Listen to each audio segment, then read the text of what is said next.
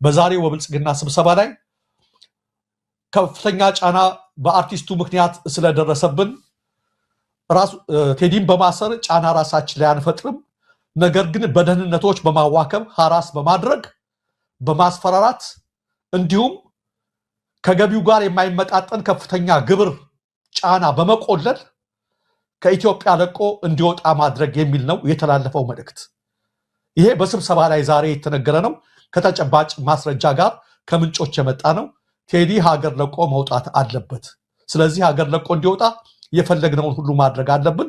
በዋነኝነት የምንጠቀመው ሐራስ ማድረግ ማዋከብና ከገቢው ጋር የማይመጣጠን ሰሞኑን አግኝቷል ከተባለው ጋር ከፍተኛ የግብር ጫና መቆለል የሚል ነበረ።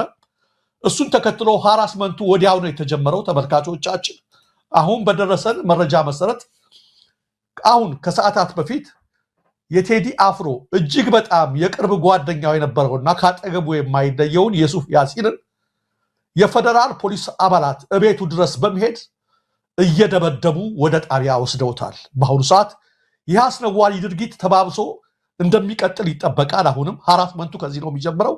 ስለዚህም ብለዋል በርካታ የቴዲ አድናቂዎች ከአዲስ አበባ ባስተላለፉት መልእክት ሁላችንም በአንድነት ይህን መልእክት ሸር በማድረግ ስለ ሁላችንም ተብሎ የተከፈለልን ዋጋ በጋራ ሁነን በሰላማዊ መንገድ እንድንመክት ጥሪ እናቀርባለን የሚል መረጃ ነው የተላለፈው። እንግዲህ የሱፍ ያሲን ማለት ከቴዲ ጋር አብሮ የማይለየው ማለት ነው።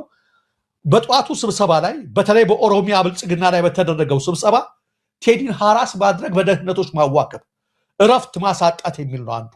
ሁለተኛው ግብር መጣል የሚለው ነው። ተመልካቾቻችን ከመጠን በላይ ግብር መጥቃት የሚችል ነው። ስለዚህ ሐራስመንቱን አሁኑ ጀመሩት። በዚህ አጋጣሚ መልእክት ይተላለፍልን ያሉ የቅርቡ ሰዎችም ቴዲያው እውነት እስከያዘ ድረስ ይደፍራል፣ ብዙ ነገር ያደርጋል። ነገር ግን በዚህ ሰዓት ላይ ከፍተኛ ጥንቃቄ የሚያስፈልግ ስለሆነ አሁን በርካቶች ማሳሰቢያ እየሰጡ ያሉት ለምንድን ነው? ቴዲ የሱፍን ለመጠየቅ ወስደውታል እየደበደቡ ፌደራል ፖሊሶች፣ ለመጠየቅ ወደ ፖሊስ ጣቢያም እንዳይሄድ የሚል መልእክት እየደረሰ ነው። ሰበብ ነው አሁን የሚፈልጉበት፣ የተለያየ ነገር እየፈለጉበት ስለሆነ ቴዲ እባክህ ምንም ነገር እስከሚያደርጉ ድረስ ከእንደዚህ አይነት እንቅስቃሴዎች ፈለጉት የሚያደርግ አንተ በትዕግስት ተጠባበቅ፣ የሱፍን ለመጠየቅም እንዳትሄድ ወደ ፖሊስ ጣቢያ የሚለው መልእክት እባካቸው አድርሱልኝ የሚል ነው። ነገሩ በጣም የሚያበሳጭ ነው። ይሄ ብቻ አይደለም፣ ወጣቶችን በማሰር ነው የተጀመረው። ቀጥሎ ደግሞ ሌሎች ወጣቶችን ወደ ማሰር ነው የሚቀጥለው። ተመልካቾቻችን ከዛ ደግሞ እሱ አጠገብ ያሉትን እያሰሩ እኛንም ህዝቡንም ቸክ እያደረጉት ነው። እስኪ ምን ያመጣል እያደረጉ ቸክ እያደረጉት ስለሆነ ይሄን ነገር ነው እያደረጉ ያሉት ተመልካቾች